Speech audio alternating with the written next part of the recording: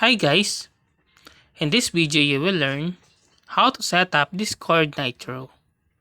Well, to do that, navigate to the user settings in Discord or click the Nitro icon at the upper left corner of your Discord application.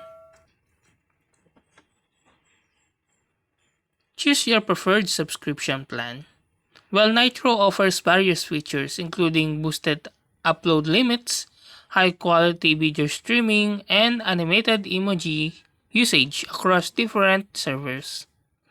Once subscribed, enjoy the benefit of Nitro badge to showcase your support, as well as customizable Discord tag.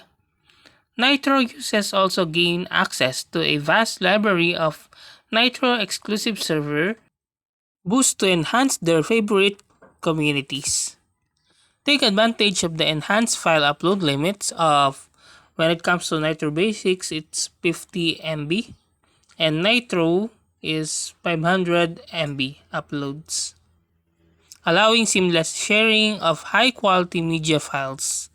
Enjoy HD video and screen sharing with friends, making your communication more immersive and engaging. And that's how to set up Discord Nitro. If you like this video, please click the like and subscribe and ring the bell icon to notify you to our next video. Thank you for watching.